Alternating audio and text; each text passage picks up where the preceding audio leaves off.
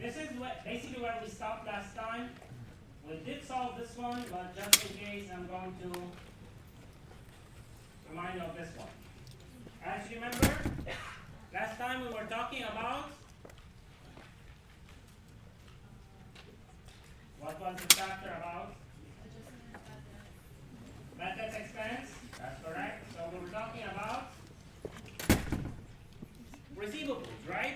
Start to talk about receivables. And we learned how to recognize them, how to value them. We started doing that. So if you remember,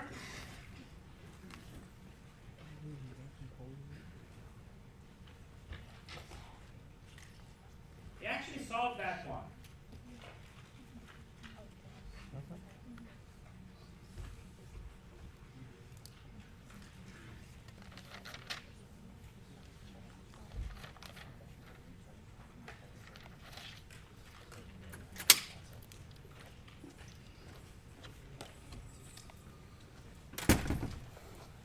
This is more of a warm-up.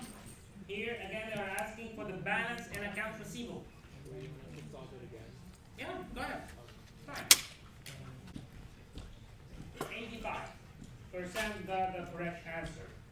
Okay? So again, this is where you're doing what? Accounts receivable. How did we solve it last time? We needed the balance in accounts receivable. They tell you that they have sales on account 132,000. Cash sales for 54,000.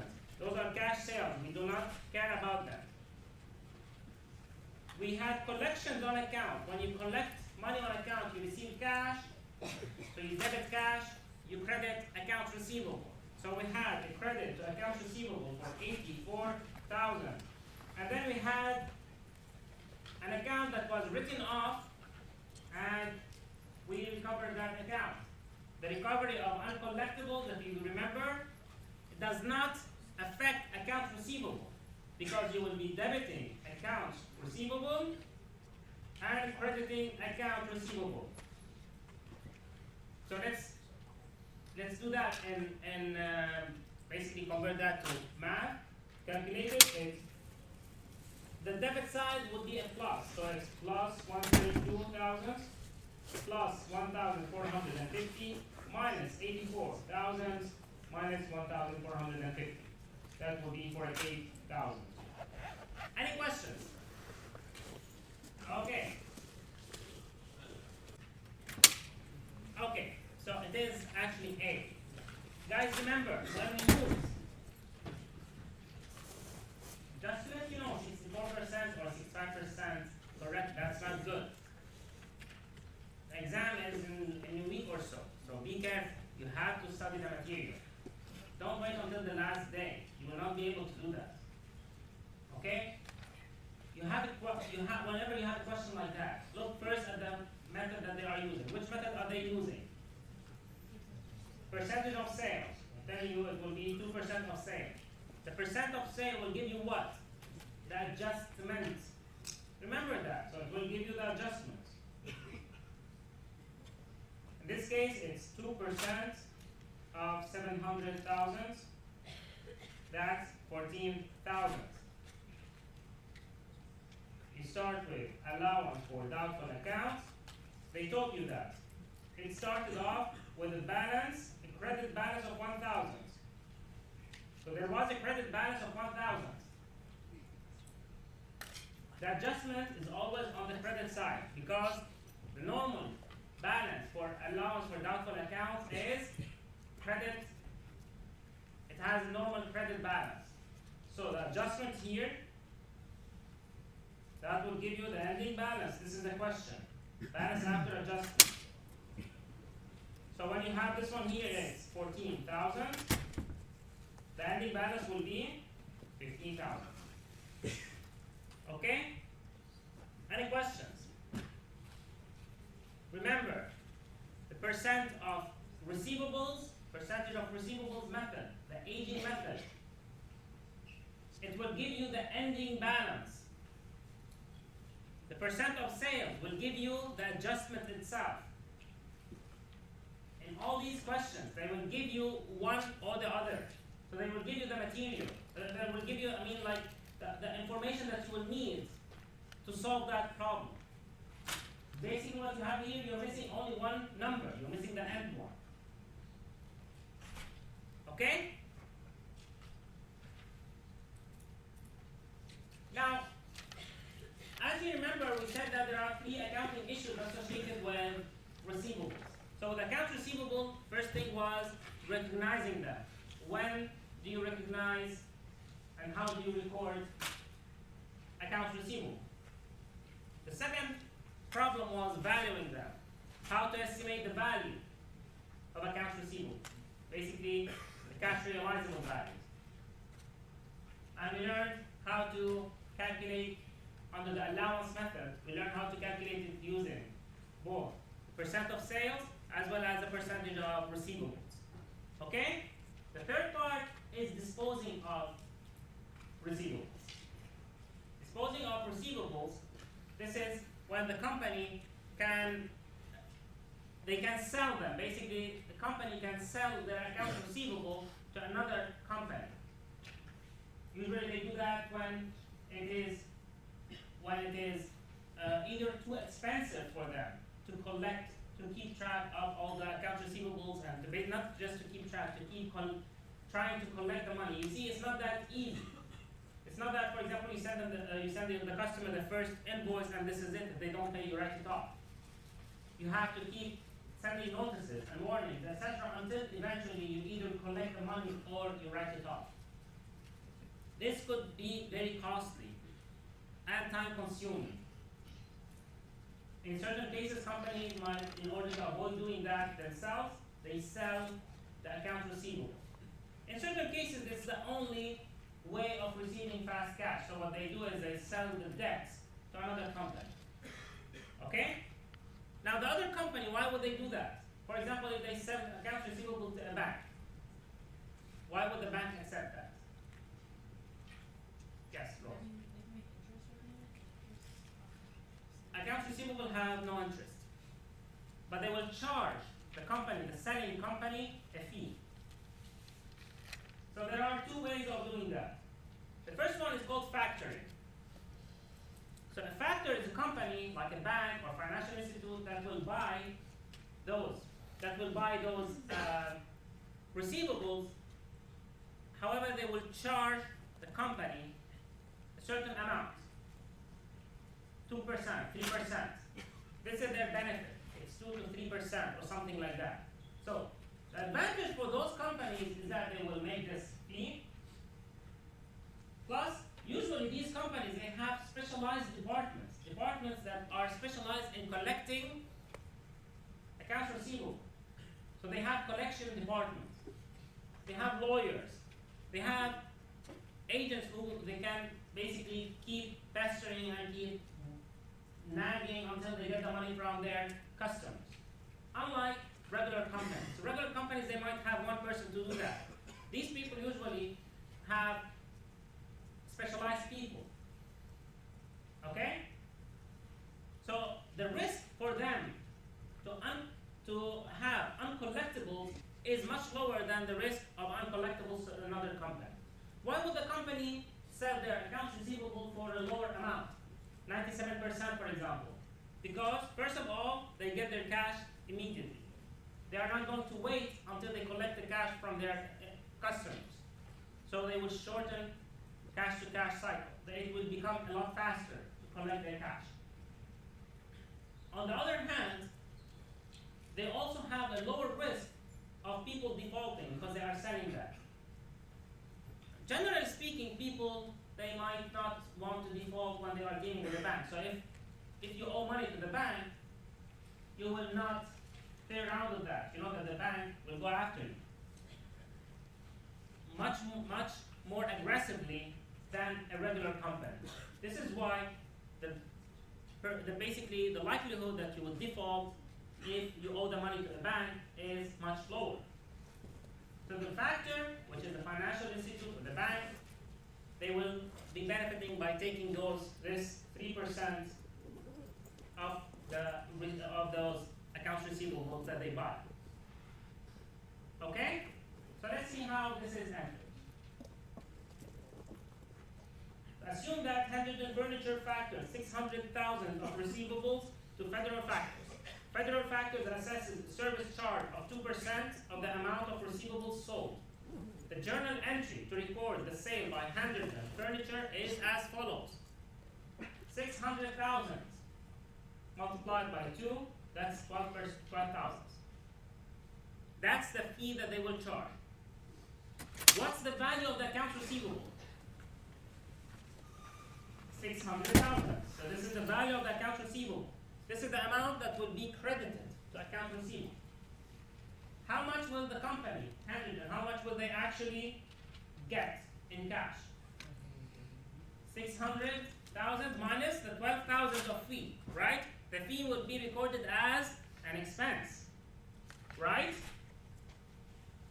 The fee will be recorded as an expense. So it will be, cash will be debited 588,000. Service charge expense will be debited 12,000, and you have accounts receivable will be credited the full amount of 600,000. This is to record the journal. This is how you write the journal entry for factoring. Okay? Any questions about this?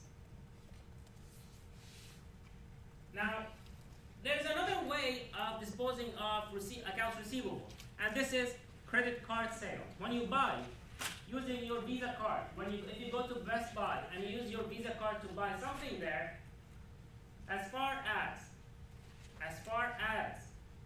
Best Buy is concerned, they will receive their money as cash. However, it will be it's not going to be the full amount. The net amount will be the full amount minus a certain fee that the Visa card issuer, let's say it's by Chase, they will charge Best Buy a certain fee again. They will charge them a certain fee. Usually it's like, it could go from 1% to 6%, it depends. Okay? Even lower than 2%. So it could be a certain value depending on the agreement between the card issuer and the company. Now, the company, this is at the moment that they are recording the revenue. So as soon as the sales revenue is being recognized, the company will immediately debit cash because they are selling the accounts receivable as they occur immediately, basically at the time of the purchase or the sale. So because they are selling that, you're using your card to pay for that amount. You as a customer, you're not, basically you don't deal with, in this case, you will owe the money to your credit card issuer, to your bank, for example. Best Buy receives the money directly from the credit card issuer, minus the fee that we just mentioned here. This is why in certain places when you go and you try to buy something for a very low amount, they will tell you, I'm sorry, but you get the minimum purchase for a credit card, the minimum for a credit card purchase is like $10 or $15. Sometimes this has to do with the agreement between the two. Larger companies like Dunkin' Donuts, McDonald's, etc., you can go and you can buy something for $1, you can use your credit card. Again, this has to do with the agreement. And so, the way to record that transaction is, for example, Anita Ferrari purchases $1,000 of compact discs for her restaurant from Karen Kerr Music, okay? Using her Visa from First Bank card. So it's from First Bank, she's using her Visa card. The company has to pay the bank 3%. This is the charge. It's 3%.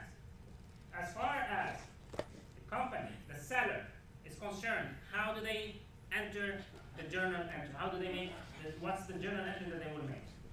Cash would be 1,000 minus the 3%. Okay. Which is 970. Okay. And then it would be a interest expense of $30.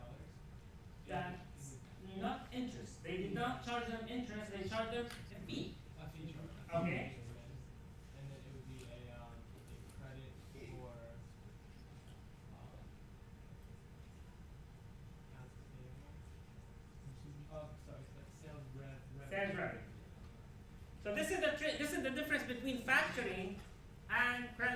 factoring, you're selling existing accounts receivable where you had recognized that revenue a while ago. Okay, so someone owes you money from sales that occurred a week ago, for example. In this case, with credit card purchases, you're recognizing this transfer, this commission, immediately after the sale happened. This is why it's right now you are recognizing the sales revenue. So you have the sales revenue is recognized at this point. This is why you credited $1,000. Okay? So remember, don't get mixed up. When you're using factoring, you will be crediting accounts receivable. When you are using credit card, when it's a credit card sales, this is actually immediately it's sales revenue. Yes. So if a company uses a credit card, then they'll never have accounts receivable. In this case, the company will not have an account receivable. They actually receive the cash from the bank, not from the customer. So when you go and buy something from Best Buy, you're not actually what you will be paying the bank. The bank is the one who's paying Best Buy. They will pay Best Buy immediately, and then they will charge you the amount, and that will be between you as a customer and the bank. As far as Best Buy and the bank, are concerned, the money will be transferred basically immediately after clearing, etc. Within basically to the bank account of Best Buy minus the service charge fee. Okay? Lauren. So, like with a credit card company, they're essentially paying for someone else for like They will be paying on your behalf. So the credit card company will be paying on your behalf. Now you owe the money. Instead of owing the money to Best Buy, you owe the money to your bank. But, I mean, these credit card companies, they literally transfer funds to like these other. Yes, businesses. they will transfer the funds directly from their account to to the seller's account, to Best Buy's account. So that's made the arrangement of that is pre-made, I guess. It's not like depends on only certain. This stores is- have certain funds. This happens at the time before they receive before they get the receivers to their credit card, the swipe cards. Okay. Actually, now any one of you guys can buy on the internet and open an account with like Square, I think it's called. Those are small swipe cards that can be attached to your smartphone, iPhone or Android. You can basically, what you do, even Intuit and PayPal, they have all these, they have smart card reader. What you can do is you can just plug it in your phone, swipe an ID, swipe a credit card, and then it will automatically transfer the amount to your account. There will be a charge by PayPal or by Intuit or by any company who's dealing with this for like 3 to 6%. Again, it depends on the agreement between you and them. The agreement usually has to do with the volume of transactions. So if you are a small deli, you're not going to have the same amount of volume of transactions as you would have for example, as Best Buy would have, or Walmart. This is why Walmart would have a different treatment. And actually there's something called micropayments. Those are payments that are in cents. This is like, for example, Apple. When you buy a song or when you buy something from Apple, there had to be a whole change in agreement so that you would be able to use your credit card in order to make a payment as little as 99 cents. Because usually, before that, there was a minimal amount. Because it would be like, for example, 3% or $1, whichever is higher. Okay? So if you would try to buy something for $1, that will be 3 cents. But the company will be charging you $1, so it's not going to work. This was a whole different story. We're not going to deal with that here. But there's something called micropayments as well. It deals with very, very small amounts that are paid. So when you purchase something as a customer, when you buy something from the company using your credit card, your bank is actually transferring the funds directly to that company for your purchase. They are paying on your behalf, and then they will charge you. They will not charge you a fee. They will charge the seller a fee. Okay? And as you can see, in a lot of gas stations, they will tell you, this is why you have, for example, a cash purchase is cheaper than a credit card purchase, right? How many of you drive? Okay, when you go to a gas station, you have two prices. You have credit or cash, right? When it's on credit, it's slightly more expensive. This is because they want to recover this one. They want to recover the fee that they are paying. However, to be honest with you, it doesn't really make any sense. Why is that? Credit cards are more secure to them, to the gas station. They won't have anyone who's going to basically rob them. They don't have cash. It's all directly going to the bank. And if it is cash, the employees might steal from them. If it's in cash, they will have to send someone at the end of the day to deposit the money in the bank. They will have to pay the money as well. So all this is actually more expensive to them when it's in cash and riskier when it's in cash. However, most people are going to use their credit cards and they charge them more. They are making money off of that. Okay? Any questions? So let's do this one. This is a very simple question. Okay. So a question like that is asking you to calculate the impact on net income. Okay? So you have to think about it, how each information will affect net income. The first one is it was a credit card purchase. So as far as you are concerned as a company, this was a sales revenue, right? Sales revenue, what do? When sales revenue increases, what happens to net income? Net income also increases, right? Revenues, they increase net income because net income is equal to revenues minus expenses. So you have 5,000, this is plus 5,000. Okay?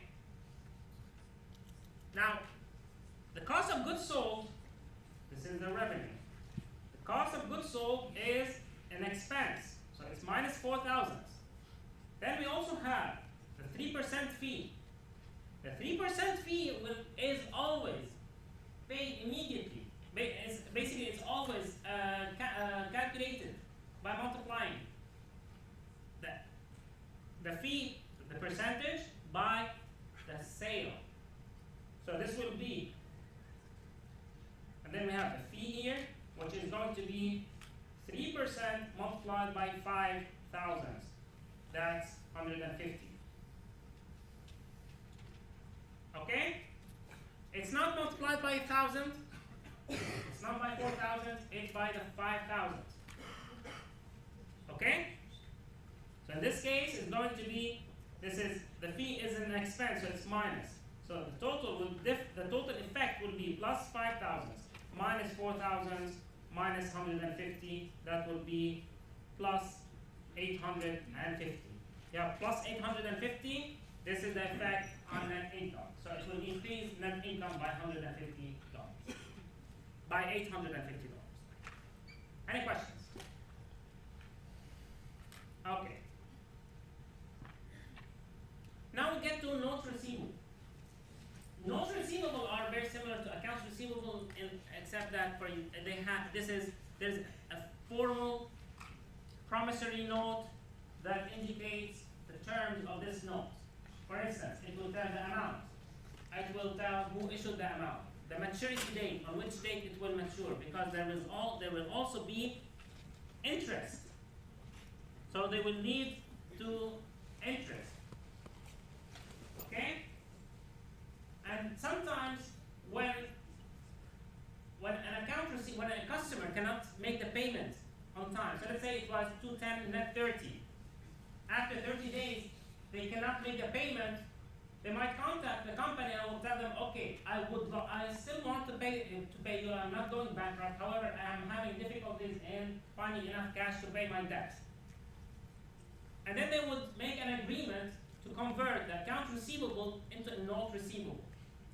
This will be a formal loan. It's as if the company is lending money to their customers and they will charge them interest for that loan. Okay? So this is one of the things. This is basically like a loan.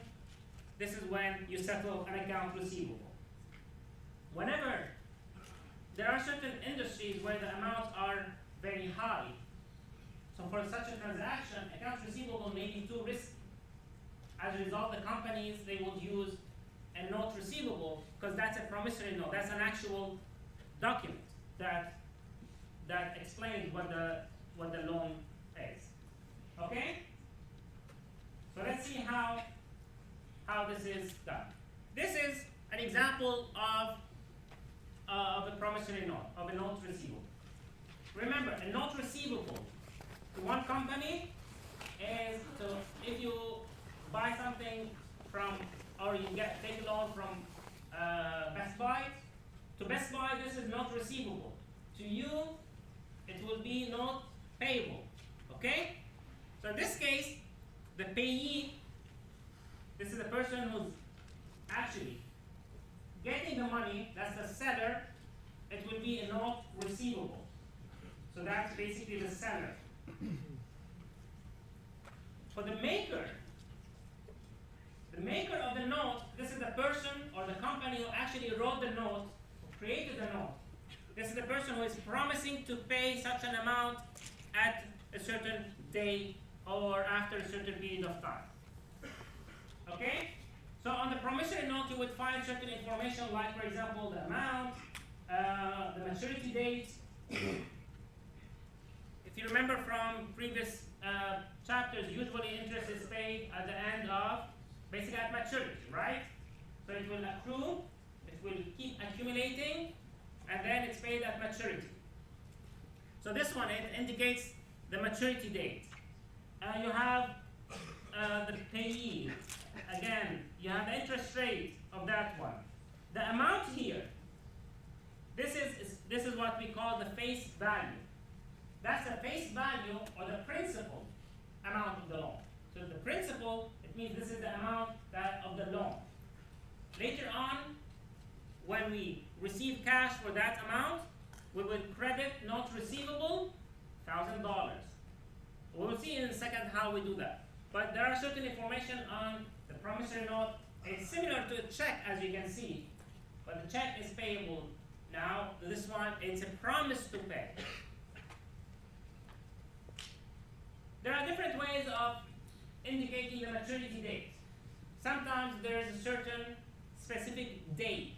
So it would be as if you're saying, I promise to pay you back on December 20th, $1,000. That's a specific date. Sometimes it could be, I promise to pay you back in 3 months. In certain cases, it will be after 15 days or in 60 days. So it depends. There are different ways. There are actually some notes that are on demand. This is as soon as I present you with a note, you must pay me immediately. Okay? So there are different ways. This is the same way that we calculated interest before. You multiply the face value. That's the amount that shows there as 1,000 in the example. So the face value is multiplied by the annual rate. The rate that shows on the note receivable is an annual rate. This is the interest rate per year. So you have then to multiply it by the number of months for the period that you are accruing interest. So for example, if it is 1 month, it will be multiplied by 1/12.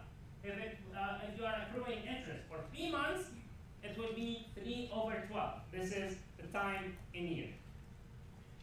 Okay? So that's an example here of different ways to actually that it is presented. So the first one here, for example, it says 120 days. When it is 120 days, you divide it by the number of days in the year. Okay? Now, a lot of companies, they actually use 365, not 360, but the book wants you to use that 360 for the homework. I think it's simply that the number of, the calculations become very easy, much easier if you're using 360, because 360 is, you can divide it by 12, the number of months. So this is my guess is that this is the only reason. And this is what the book mentions actually, that it makes it easier. So I think as far as you are concerned with the homework, you use 360. So it could be the number of days divided by, so the number of days in that period that you are actually calculating interest for, divided by the number of days in the year. It could be the number of months divided by 12. If it is 1 year, it will be multiplied by 1, because it's 1 over 1. Any questions? Now remember, if the note's payable, if the note receivable is or will mature within 1 year, it will be counted as current asset. There are certain notes receivable that are longer than that. However, at this point, we're doing this. This is, as you can see here, it's for 1 year so far. It's a current asset when it matures within 1 year. Because if it matures after 1 year, you will not be making any payments. You will simply be recording the interest that is accruing. The payment will be made at maturity. There are different, more complicated notes, and we will do that when we study liabilities. This is where note payable. This is like mortgage. Mortgage is one kind of this where they split up the principal and interest on a monthly payment or something like that. That depends on the agreement. It all depends on the agreement between you and the company who is issuing that, to whom you are issuing that note. Okay, so recognizing the note receivable, this is in the same way basically. So in this case, Calhoun Company wrote a 1,002-month 12% promissory note dated May 1st to settle an open account. It could be a note receivable for cash. You would debit cash, credit.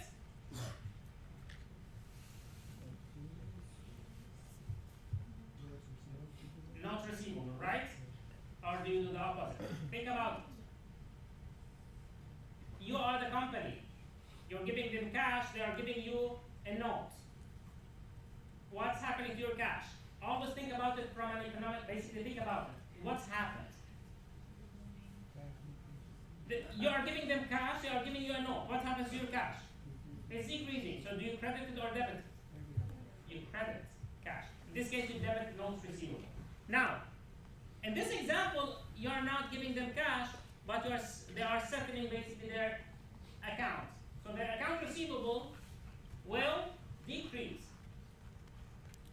The company's account receivable will decrease. Instead, there will be a note receivable. So the way the company will record that one, what's happening in this case? The company will have less accounts receivable, more notes receivable. So they will debit notes receivable and credit the account receivable. So when a customer is settling their note, basically it's as if they paid their debt with another debt. This is what's happening. They paid their debt, so we credit accounts receivable with another debt that generates revenue, which is notes receivable. Okay? Valuing notes receivable is also done at cash realizable value in the same way that we learned how to do that for accounts receivable. So you would have the percent of receivables or the percent of sales. Okay? So in this case, we use allowance for doubtful accounts, and we also use bad debts expense to record the estimation of the bad debts or the uncollectibles. Okay? Now, disposing of notes receivable is a little bit different. Notes receivable can be held to maturity. By that, you mean that the company might keep the note receivable until the day it matures. On that day, the company will receive the principal plus all the interest. So it will be principal plus interest. This is given that the note receivable was paid, was honored. Okay? Sometimes, if the company has a note receivable, they can also sell it in the same way as they sell accounts receivable. So it's the same thing. They can sell it, they can keep it until it matures, and then they get principal and interest. In certain cases, the maker of that note receivable might default. When they default, the company will have to make an adjustment, because it's not always that when they default that they will write off that account. They will they will convert it actually back to accounts receivable if they have hope that they will receive the money. If they don't have any hope of receiving the money, then that will be a different story. So let's see how this is done. When you talk about honoring note receivable, this is when the customer who wrote, the maker of the note receivable, actually pays the interest, pays the principal. That's the face value. This is the original amount of the loan. So they will pay the principal plus interest. Okay, they will pay the face value plus interest. It's called honoring note receivable. This honoring of note receivable means that the customer could not pay the note at maturity. Okay, and at this time, this becomes no longer negotiable. Negotiable means that the company will not be able to sell it to someone else. You cannot sell a note receivable where the person defaulted on that. You will have to make an adjustment before. So let's see how the journal entries are made.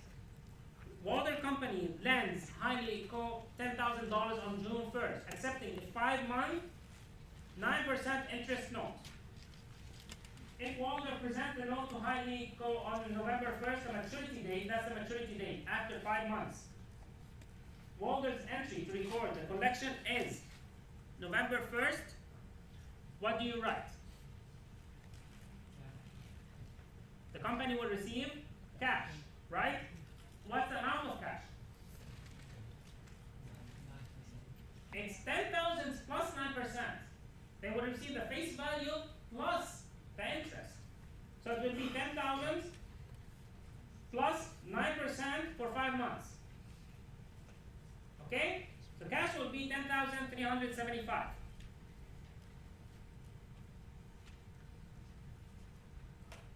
This is simply 10,000 note receivable, which will be credited to note receivable. The remaining 375, this is interest revenue. Okay?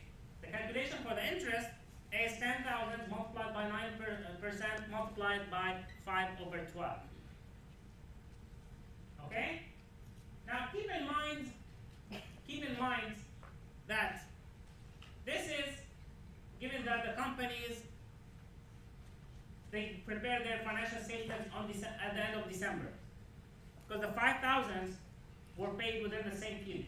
The 5 months interest, 5 months interest were paid within the same accounting period. In certain cases, it's not, it's paid after. So in this case, in this example, this is the same example. However, let's say that instead of preparing the financial statements after maturity, the company prepares their financial statements at the end of September. That means the maturity date is in the next accounting period. It's the next year. The company will not receive cash. They will not get the payments. However, they earned interest. So you record the earned interest. Is the company going to receive cash? So what account do we debit? So it's not cash that will increase. It's called interest receivable. That would be, so we debit interest receivable and we credit interest revenue. This is for the number of months that were before the end of the year. If this is accrued interest, it's like the accruals that we learned before. So we make an adjusting entry, and it is for 4 months. It started in June. So we have June, July, August, and September. That's 4 months.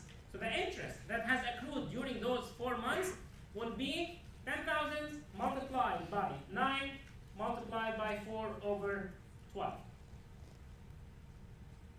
That's the interest that has accrued. So it's because the company is not receiving cash, it's going to be debited to interest receivable, credited to interest revenues. Now, when the company receives the payment on November 1st, again here we're assuming that this is a continuation of the previous slide, which is to mean the financial statements were prepared September September 30th. The company will receive cash, again, the same thing, full amount. 10,000 plus interest for 5 months. That would be 10,375. Okay? The company will credit interest, will credit notes receivable 10,000. The 375 in this case is not all revenue because we already recognized $300. It was 300, right? $300 in the previous month. So we don't need to recognize that revenue again. Now it's interest receivable. It's not interest revenue anymore. It's interest receivable. 300. But you still have, you earned interest for one more month after the preparation of the financial statements in the previous month. So for the month of October, you have earned 1 month of interest. That would be $75. So if the maturity date is within the accounting period, you don't have interest receivable because you will receive cash before you actually have to adjust for the receivable, for the interest, the accrued interest. If it happens, if the payment or maturity date is after the preparation of the financial statements, if it falls in a different accounting period, you will have to adjust for the accrued interest. So first you recognize the interest that has accrued by debiting interest receivable and crediting interest revenue for that period, and then you will have to still recognize the revenue for the months after, between the preparation of the financial statements and maturity date. So if it were, instead of November 1st, if it were December 1st, you would have 2 months in this case. Okay? And you recognize the receipt of cash. Any questions? One thing, do never make a mistake of adding anything to notes receivable. Notes receivable, when it's credited, it's the face value. It's always at face value. That's the amount of the loan, that's the principal, that's the amount that the company actually lent their customer.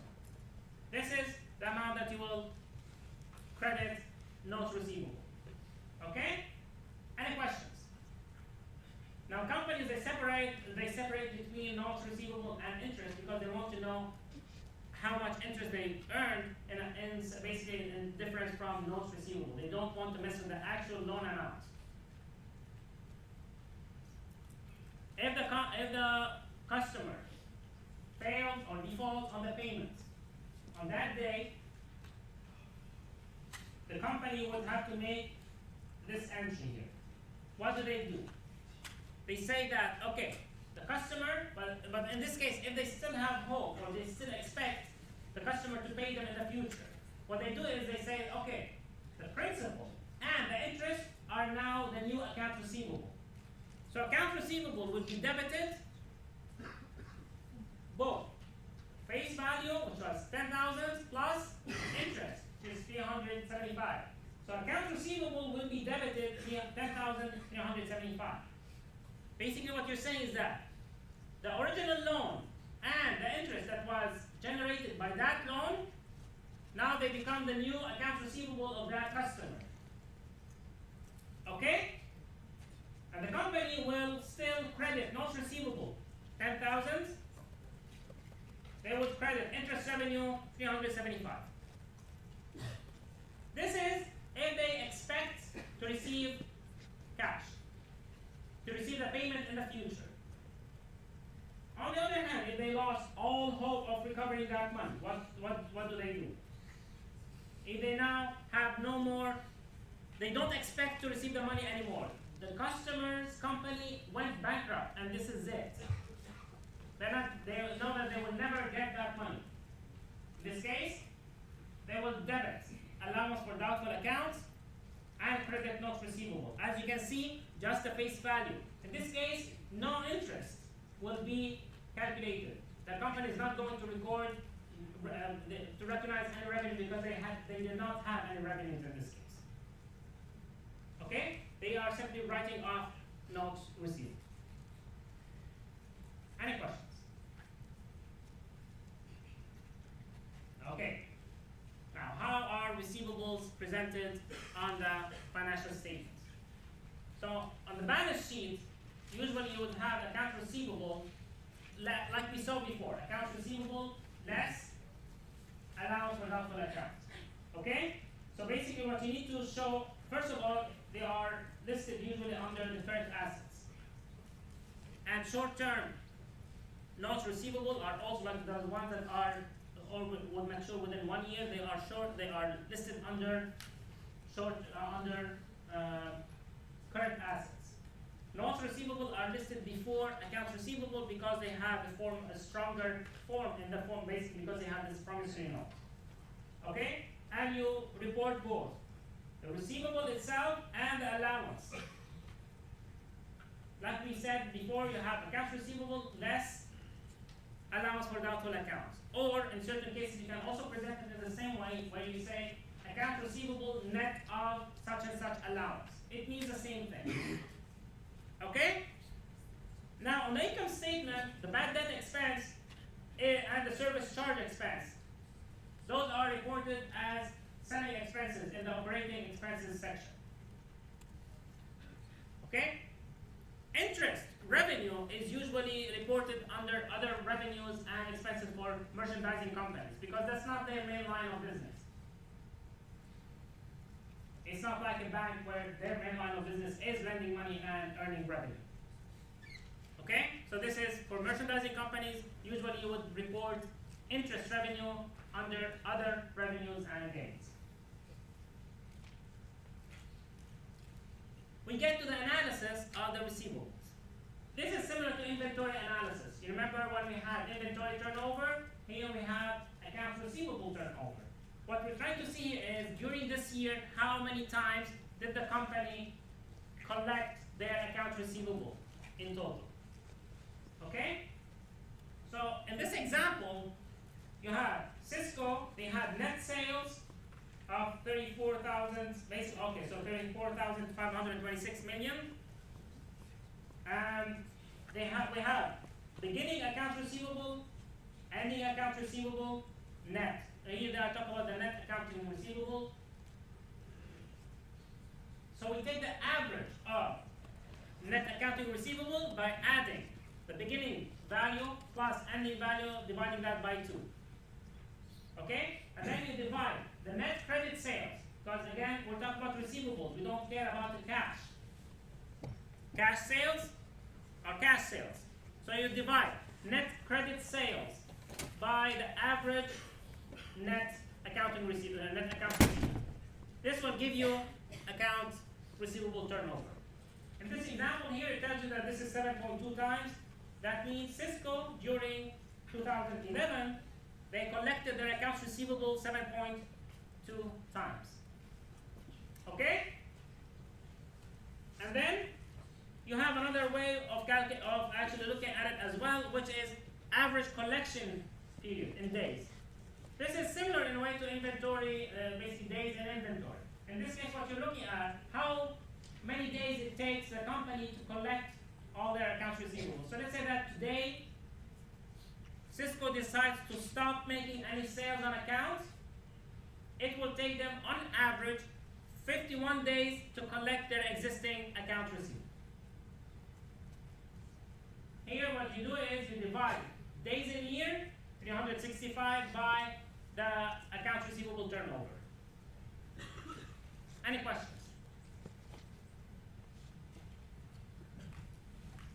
Okay. Okay. Remember that whenever you are calculating the total amount of cash that will be received, it will be face value plus interest. This is at maturity, okay? When the note becomes due, it means this is at maturity. Face value is always this original amount, that's $5,000. Plus interest will be 5,000 multiplied by the annual interest rate multiplied by the number of months per year. Okay? This is how we calculate it. So it will be 5,000 plus 167. This is the amount of cash to be received. A 60-day note receivable dated June 13 has a maturity date of. You're not gonna answer this one. This is simply just don't forget that when you count, don't count the first day. This is similar to when you have the discount period. So August 10, you start counting from August 11, 12, 13, etc. This is how you count it. By the way, how many of you have ever used Excel? Excel has something that can calculate. You know that with Excel you can simply do 2 days, 2 dates minus. So one date minus the other date, it will give you how many days. Are you familiar with that? Has anyone tried that one?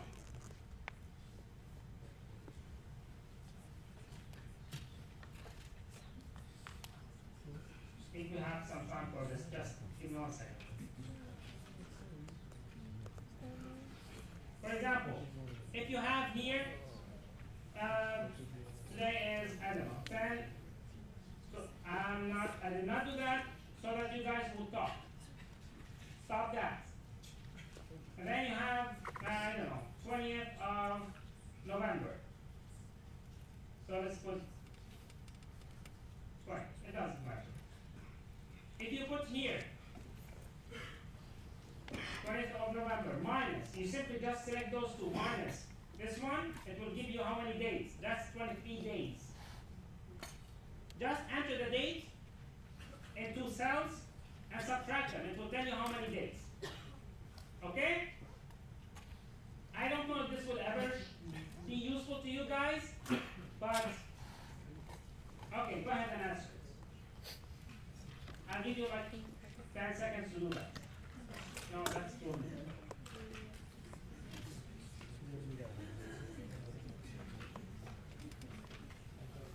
Come on.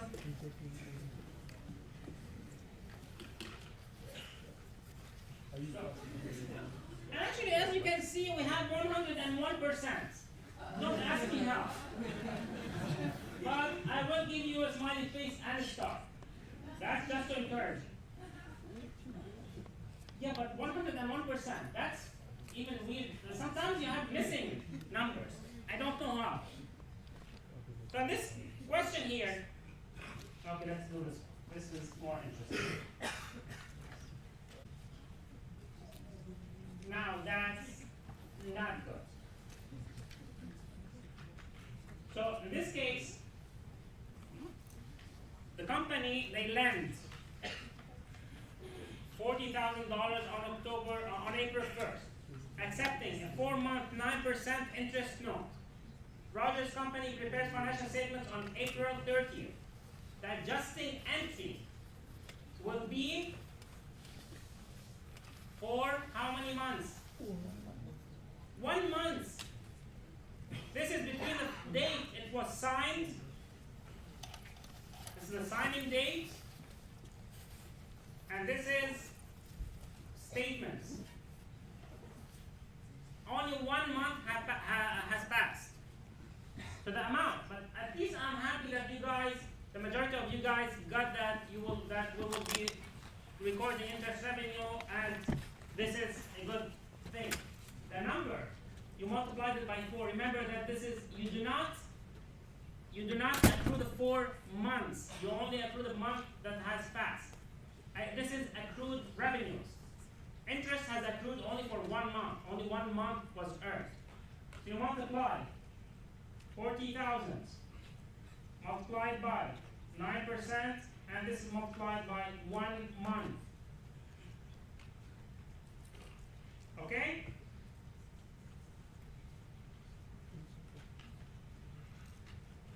For some reason, it's not allowing me to write. And moving on. Okay. So it seems that we lost those ones. Doesn't matter. That's okay. So for question 10, okay? Just take a quick look at it and let's see how we calculate it. This is a very simple thing to calculate.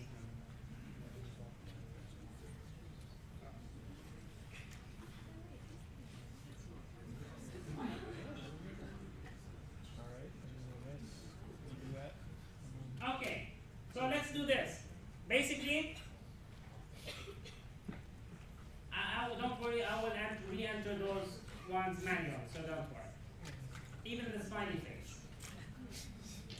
You got one today. Don't be very happy about it.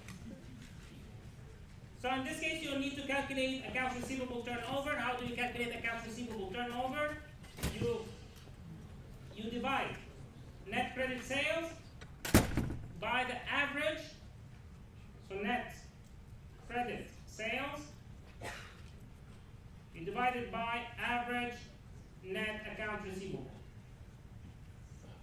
Okay? So this is 1,600,000 divided by 101 plus 107 over 2. Okay? That will give you 15.4 times. This means that during that year the company was able to collect their accounts receivable 15.4 times, and then to calculate the days and basically the collection days, you just simply divide 365 by 15.4. Okay?